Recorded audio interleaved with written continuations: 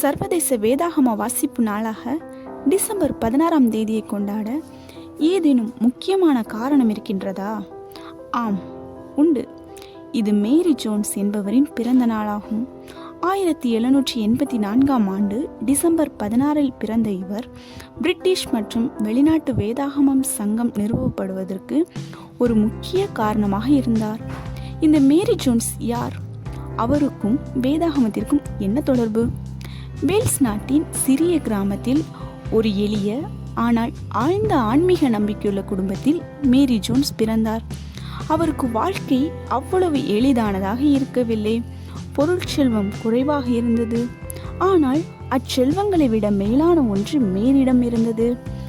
தேவன் மீதான அன்பு நிறைந்த ஒரு இருதயம் உள்ளவளாக அவர் இருந்தார். சிறு வயதிலேயே சுயமாக வேதாகமத்தை படிக்க வேண்டும் என்ற ஆர்வத்தை மீறி வளர்த்து கொண்டார். ஆனால் அந்நாட்களில், குறிப்பாக அவர் மொழியாக இருந்த வேல்ஸ் மொழியில் வேதாகமங்கள் கிடைப்பதற்கு மிகவும் அரியவையாக இருந்தன. மேரியின் வீட்டில் வேதாகமம் இல்லை. அவர் கிராமத்தில் ஒரே ஒரு வேதம் இருந்தது. அது மேரியின் பக்கத்து வீட்டுக்காரருக்கு சொந்தமானது.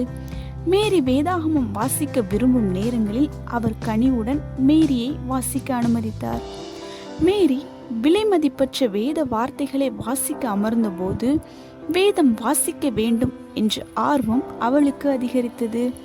அவள் தனக்காக சொந்தமாக ஒரு வேதத்தை வைத்து அதை கரங்களில் ஏந்தி தான் விரும்பும் நேரங்களில் எல்லாம் அதை வாசித்து தனது இருதயத்தில் அவைகளை பாதுகாக்க வேண்டும் என்று விரும்பினார். ஆனால் ஒரு ஏழை பெண்ணான மேரி எப்படி இவ்வளவு விலை உயர்ந்த பொருளை வாங்க முடியும்? அந்த காலத்தில் ஒரு வேதத்தின் விலை ஒரு குடும்பத்தால் வாங்க முடியாத அளவிற்கு அதிகமாக இருந்தது. இருப்பினும் மேரி உறுதியுடன் இருந்தார். 9 வயதிலேயே அவர் தனது வாழ்க்கையை மாற்றும் ஒரு முடிவை எடுத்தார். அவர் கொஞ்சம் கொஞ்சமாக தன்னால் இயன்ற அளவுக்கு பணம் சேமிக்க தொடங்கினார். 6 வருடங்கள் ஓய்வின்றி உழைத்து வேலைகளை செய்து நபர்களுக்கு உதவி செய்து அவள் சம்பாதித்த சிறு நாணயங்களை தனியாக எடுத்து வைத்தார். இறுதியில் மேரி 15 வயதாகும்போது அவள் போதுமான அளவுக்கு பணத்தை சேமித்திருந்தாள். ஆனால் அப்போது அவளுக்கு வேறு ஒரு சவால் இருந்தது. மேரி வீட்டிலிருந்து 26 மைல், சுமார் 42 கிலோமீட்டர் தூரத்தில் இருந்த பாலா என்ற நகரமே அவளுக்கு அருகில் வேதாகமம் வாங்குவதற்கான இடமாக இருந்தது. மேரி வேதாகமம் வாங்க வேண்டுமெனில் அவள் ஒரு நீண்ட பயணத்தை மேற்கொள்ள வேண்டியதாய் இருந்தது. ஒரு நாள் அதிகாலையில் மேரி வெறுங்கால்களுடன் நடக்க ஆரம்பித்தார். கற்கள் நிறைந்த அந்த பாதையானது அவளுடைய கால்களுக்கு மிகவும் கடினமானதாக இருந்தது.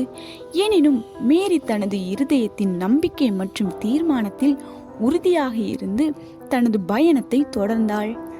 அவள் பாலா நகரத்தை சென்று சேரும் வரையிலும் அநேக மலைகள் மற்றும் பள்ளத்தாக்குகளை கடந்து தொடர்ந்து பல மணி நேரங்கள் நடந்து சென்றாள். பாலா நகரத்தில் சுவிசேஷத்தை பரப்புவதில் மிகவும் நன்கு அறியப்பட்டிருந்த ரெவரண்ட் தாமஸ் சார்லஸ் என்பவரின் வீட்டிற்கு அவள் சென்றாள். மேரி தனது கதையை சொல்லி தான் மிகவும் கஷ்டப்பட்டு சேமித்து வைத்திருந்த பணத்தை கொடுத்தபோது ரெவரண்ட் சார்லஸ் அவர்கள் மிகவும் அதிகமாக இருதயத்தில் தொடப்பட்டார்கள். அவரிடம் ஒரு சில வேதாகமங்களே இருந்தன. எனினும் மேரி ஒரு வேதாகமம் பெறுவதை அவர் உறுதி செய்தார். மேரி முதலாக தனது கரங்களில் வேதாகமத்தை ஏந்தி கொண்டிருந்த போது அவளுடைய முகத்தில் மகிழ்ச்சியின் கண்ணீர் வழிந்தோடியது. அவளுடைய கனவு அன்று நிறைவேறியது. அவள் தனது வேதாகமத்துடன் வீட்டிற்கு திரும்பினாள். அவள் வாசிக்க, ஆராய்ச்சி செய்ய மற்றும் வாழ்நாட்களில் அவைகளை தன் இருதயத்தில் பாதுகாக்க அந்த வேதாகமம் அவளது விலை ஏறப்பெற்ற பொக்கிஷமாக அவளுக்கு இருந்தது.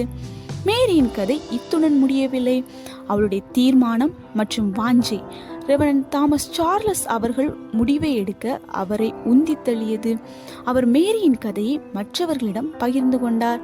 மிக விரைவிலேயே அது அனைவரிடமும் வேதாகமம் இருப்பதை உறுதி செய்ய வேண்டும் என்ற நோக்கத்துடன் ஒரு இயக்கமாக அது மாறியது. இதற்கு பின் ஒரு சில வருடங்கள் கழித்து 1804ஆம் ஆண்டில் பிரிட்டிஷ் மற்றும் வெளிநாட்டு வேதாகமம் சங்கம் நிறுவப்பட்டது. ஒரு வேதாகமத்தை சொந்தமாக வாங்குவதற்கு 26 மைல்கள் வெறுங்கால்களுடன் மேரி ஜோன்ஸ் நடந்து சென்றார். அவள் தேவனுடைய வார்த்தையின் மதிப்பை அறிந்திருந்தபடியால் 6 வருடங்கள் அதற்காக பணம் சேமித்து வைத்தார். இன்று நம்மில் பெரும்பாலானோர் வேதாகமம் பெற இத்தகைய தியாகங்களை பண்ண வேண்டிய தேவையில்லை. இன்று நாம் நம் வீடுகளில், நமது அலைபேசிகளில் பல கணக்கற்ற மொழிகளில் வேதாகமங்களை உடையவர்களாக இருக்கிறோம். ஆனால் நாம் மேரி செய்தது போல வேதாகமத்தை பொக்கிஷமாக கருதுகிறோமா? சர்வதேச வேதாகம வாசிப்பு நாளை கொண்டாடும் இவ்வேளையில் மேரியின் கதை வேதாகமத்தை வாசிக்க, ஆராய்ந்து பார்க்க மற்றும் அதின்படி வாழ நம்மை ஏவும்படி நம்மை விட்டு கொடுப்போமா? பரிசுத்த வேதாகமம் வெறுமனே ஒரு புத்தகம் அல்ல என்பதை நாம் நினைவில் கொள்வோம். அது தேவனுடைய ஜீவனுள்ள வார்த்தையாகும். அது நமது கால்களுக்கு தீபமாகவும் பாதைக்கு வெளிச்சமாகவும் இருக்கிறது. மேரி ஜோன்ஸின் கதை அவளுடையது மாத்திரமல்ல, அது நம்முடையதும் ஆகும். வேதாகமம் மீதான அவளுடைய அன்பு வேதாகமத்தின் வெளிச்சத்தை பெற விரும்புகிற உலகத்துக்கு நாம் அதன் செய்தியை பகிர்ந்து கொள்ளவும், நம் தீர்மானத்தை புதுப்பிக்கவும் நம்மை அழைக்கிறது.